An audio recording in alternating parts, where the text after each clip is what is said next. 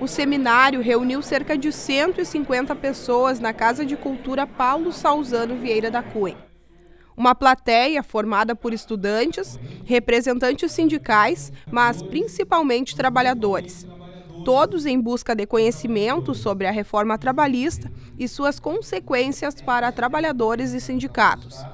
A maior transformação desde a edição da CLT, que é de 1943, e esse interesse da intersindical e da sociedade em geral em relação à reforma trabalhista demonstra algo bastante positivo, porque para que se possam enfrentar todos os desafios que temos pela frente, é importante ter um conhecimento em relação à matéria.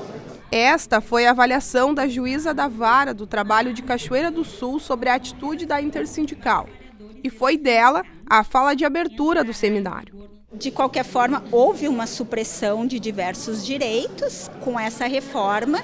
O saldo em termos de proteção aos empregados acabou sendo negativo, mas a ideia é se adequar às novas relações de trabalho que estão surgindo, enfim, na realidade, né, e adequar o direito a essas novas relações. O evento ainda trouxe para a Cachoeira do Sul o advogado Lucas Barbosa, e foi dele a explicação sobre as consequências da reforma para os sindicatos. Não podemos dizer como os sindicatos devem se comportar. O que eles devem fazer é buscar alternativas para a proteção do trabalhador. Ou, se o sindicato for patronal, as maneiras e os modos para que essa reforma vigore. Porque, na verdade, tem uma disputa aí, né? A reforma pode ser aplaudida pelos empresários e pode ser lamentada pelos trabalhadores. Isso vai depender da atuação dos seus sindicatos. Já o advogado Fábio Proença trouxe para a discussão o fato da reforma criar novos e até mais de um representante dentro de uma única empresa. Segundo ele, eles surgem para lutar pelos direitos dos trabalhadores. Aquele trabalhador que, por qualquer razão, não vê no sindicato a sua representação, precisa rever esse posicionamento, porque a reforma trabalhista, ela põe de forma muito clara os papéis à mesa, extingue formas de contribuição que até então haviam para a existência dos sindicatos e coloca o sindicato na obrigação de realizar a negociação coletiva de forma competente, esclarecedora, de forma que o trabalhador se sinta representado. Essa é a principal característica. Além disso, é claro, nós temos outras várias alterações na lei, responsabilidades advindas de ações que antigamente se caracterizavam como aventuras jurídicas. A reforma não permite mais essa possibilidade, ou seja, doravante, as ações precisam ser a reclamação fidedigna de direitos que de fato não foram alcançados ao empregado e não mais aventuras.